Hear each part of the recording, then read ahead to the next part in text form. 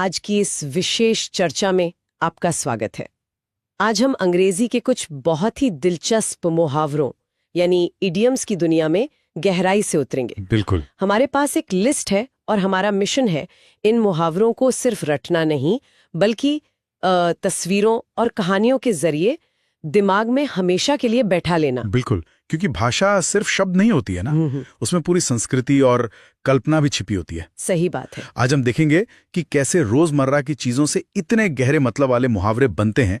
हम एक एक करके बिल्कुल क्रम से चलेंगे और हर मुहावरे के पीछे का लॉजिक समझेंगे। तो चलिए इस मजेदार सफर को शुरू करते हैं। आइए इसे खोलकर समझते हैं।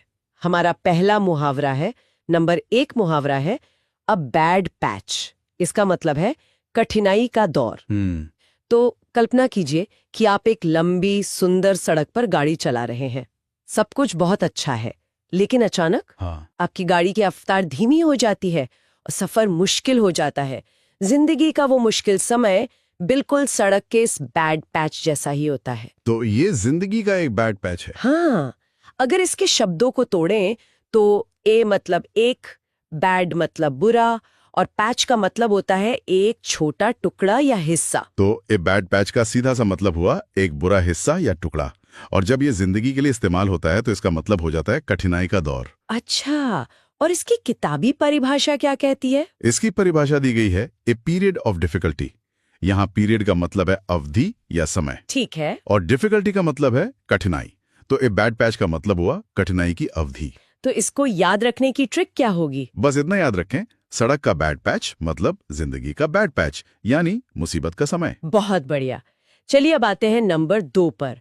मुहावरा है अ बीस्ट ऑफ बर्डन। इसका मतलब है बोझ ढोने वाला पशु। इसकी कल्पना करना तो बहुत आसान है।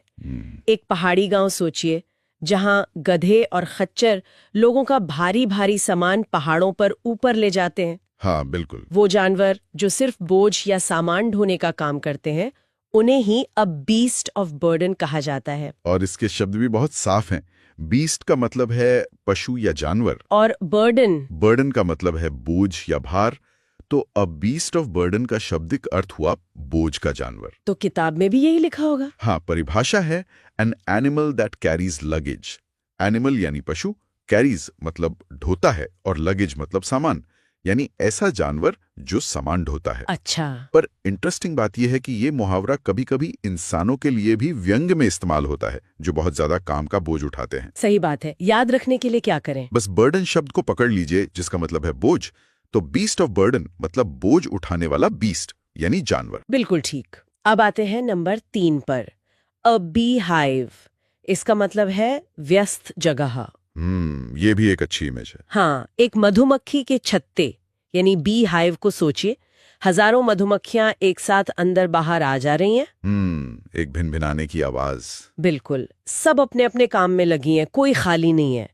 ऐसी ही किसी जगह, जैसे कोई व्यस्त बाजार या ऑफिस, को अ बी हाइव करते हैं। तो बी मतलब मधुमक्खी और हाइव मतलब उसका छत्ता। एक बी हाइव यानी मधुमक्खी का छत्ता। और इसकी परिभाषा बहुत सीधी है, अ बिजी प्लेस। बिजी मतलब व्यस्त और प्लेस मतलब जगह। तो अब बी हाइव का मतलब है कोई भी बहुत व्यस्त जगह। याद रखने की ट्रिक तो साफ ही है। हाँ, मधुमक्खी का छत्ता बी हाइव हमेशा व्यस्त रहता है। तो अब बी हाइव बराबर है ए बिजी प्लेस के। बिल्कुल। अब आते हैं नंबर 4 पर। A big draw. इसका मतलब है बहुत बड़ा आकर्षण। अच्छा। झूला है जिसे देखने और उस पर बैठने के लिए हजारों लोग खिंचे चले आ रहे हैं। वो झूला उस मेले का अ बिग ड्रॉ है। वो चीज जो सबको अपनी तरफ ड्रॉ करती है यानी खींचती है। सही है। बिग मतलब बड़ा, और ड्रॉ का मतलब होता है खींचना या आकर्षित करना। तो अब बिग ड्रॉ का मतलब हुआ एक बड़ा खिंचाव या आकर्षण। किताब में इसकी परिभाषा क्या दी है? परिभाषा दी गई है ह्यूज अट्रैक्शन। ह्यूज मतलब बहुत बड़ा, और अट्रैक्शन मतलब आकर्षण, यानी कोई व्यक्ति, वस्तु या इवेंट जो बहुत सारे लोगों को अपनी ओर आकर्षित करे। और इसे याद कैसे रखें? ड्रॉ करने का मतलब है अपनी तरफ खींचना। जो चीज बहुत बिग लेवल पर लोगों को ड्रॉ करे, वो अ बिग ड्रॉ है। बहुत अच्छे। अब नंबर 5, ये थोड़ा लंबा है। A bird in the hand is worth 2 in the Bush. हाँ, ये बहुत मशहूर है। इसका मतलब है कुछ निश्चित रूप से होना कुछ बेहतर पाने की उम्मीद से अच्छा है। या सरल भाषा में कहें तो नौ नकद न तेरा उधार। बिल्कुल। इसकी कहानी भी बड़ी मजेदार है। कल्पना कीजिए कि आप एक शिकारी हैं। आपने एक चिड़िया अ बर्ड पकड़ रखी है जो आपके हाथ में है, इन द हैंड। ठीक है। आपको सामने झाड़ी यानी बुश में दो और चिड़िया दिखती हैं। अब आप सोचते हैं कि हाथ वाली चिड़िया को छोड़कर उन दो के पीछे जाऊं? लालच। हाँ, लेकिन हो सकता है कि वो दोनों भी उड़ जाएं और हाथ वाली भी चली जाए। तो समझदारी इसी में है कि जो एक हाथ में है वो उन दो से बेहतर है जो अभी मिली नहीं है। यही है, a bird in the hand is worth two in the bush. अगर इसके शब्दों को देखें तो a bird in the hand यानी हाथ में एक पक्षी, इज वर्थ मतलब की कीमत है, टू इन द बुश यानी झाड़ी में दो के बराबर। और इसकी फॉर्मल परिभाषा है having something for certain is better than the possibility of getting something better. थोड़ा तोड़कर समझाइए। सर्टन मतलब निश्चित, पॉसिबिलिटी मतलब संभावना, यानी जो चीज निश्चित रूप से आपके पास है वो किसी बेहतर चीज की सिर्फ संभावना से अच्छी है। और याद रखने की ट्रिक? हाँ, हाथ की एक चिड़िया जो निश्चित है, झाड़ी की दो चिड़ियों जो अनिश्चित हैं से बेहतर है। बहुत बढ़िया। अब अगला मुहावरा number 6, a bird's eye view. इसका मतलब है ऊंचाई से विस्तृत दृश्य। सोचिए, एक पक्षी बर्ड आसमान में बहुत ऊंचा उड़ रहा है। उसे नीचे पूरा शहर या जंगल एक साथ दिखाई देता है, सड़कें, घर, पेड़, सब कुछ। उसे हर चीज की छोटी छोटी डिटेल नहीं बल्कि एक पूरा ओवरव्यू दिखता है। बिल्कुल, इसी को अ बर्ड्स आई व्यू कहते हैं। इसके शब्दों का मतलब तो साफ है। हाँ, बर्ड्स मतलब पक्षी का, आई मतलब आंख और व्यू मतलब दृश्य, यानी पक्षी की आंख से दिखने वाला नजारा। और किताब में इसकी कई परिभाषाएं दी हैं, है ना? हाँ, कई हैं, जैसे a general view from above यानी ऊपर से एक सामान्य दृश्य, या एरियल व्यू हवाई दृश्य, या फिर एन ओवरऑल व्यू एक समग्र दृष्टिकोण। ये सभी एक ही बात कहते हैं, किसी चीज को ऊपर से या मोटे तौर पर देखना। तो याद रखने के लिए, जैसे पक्षी यानी बर्ड आसमान से सब कुछ देखता है, वैसा ही व्यू। बिल्कुल। अगला number 7, a bite at the cherry. इसका मतलब है कुछ करने का मौका मिलना। ये सुनने में अच्छा लग रहा है। हाँ, कल्पना कीजिए कि एक प्लेट में एक बहुत स्वादिष्ट चेरी रखी है।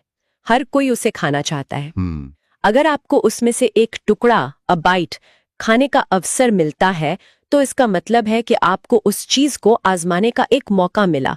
यही है a bite at the cherry. अच्छा, तो बाइट मतलब काटना या एक टुकड़ा लेना, और चेरी एक फल यानी चेरी का एक टुकड़ा खाने का मौका। और परिभाषा है एन अटेम्प्ट और opportunity to do something. Attempt मतलब प्रयास और अपॉर्चुनिटी मतलब अवसर, यानी कुछ करने का एक प्रयास या अवसर। याद रखने की ट्रिक, स्वादिष्ट चेरी को एक अवसर समझें, उसका बाइट लेना मतलब उस अवसर का लाभ उठाना। ठीक है।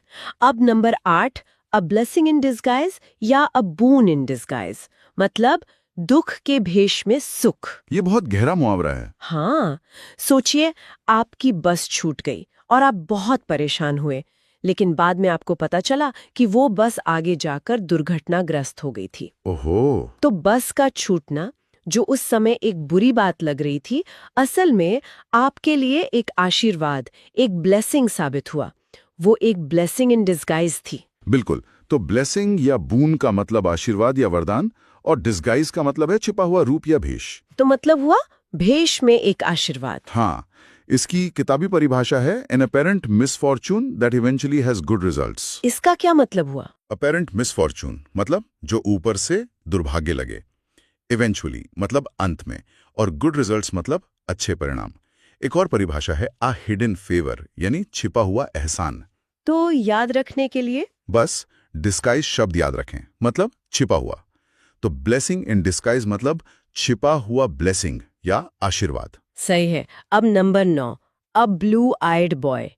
इसका मतलब है आंखों का तारा या बहुत प्यारा।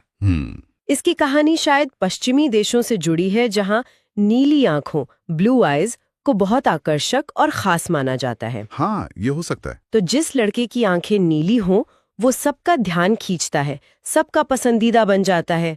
इसी से ये मुहावरा बना, अ ब्लू आइड बॉय, यानी वो व्यक्ति जो किसी बॉस, टीचर या परिवार का सबसे पसंदीदा हो। ब्लू आइड मतलब नीली आंखों वाला और बॉय मतलब लड़का, साफ है।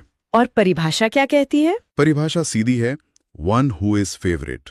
फेवरेट मतलब पसंदीदा, यानी कोई ऐसा व्यक्ति जो किसी अधिकार वाले व्यक्ति का प्रिय हो। याद कैसे रखें इसे? नीली आंखें, ब्लू आइज, दुर्लभ और आकर्षक होती हैं, इसलिए ब्लू आइड बॉय मतलब दुर्लभ और पसंदीदा व्यक्ति। बहुत अच्छे। और आज का आखिरी number 10, a bolt from the blue. इसका मतलब है आकस्मिक घटना। ये बहुत पावरफुल है। हाँ, कल्पना कीजिए आसमान बिल्कुल साफ है, नीला है, ब्लू है, और अचानक उस साफ आसमान से बिजली, बोल्ट ऑफ लाइटनिंग, कड़क कर गिर जाए। ये तो बहुत अप्रत्याशित और चौंकाने वाली घटना होगी। बिल्कुल।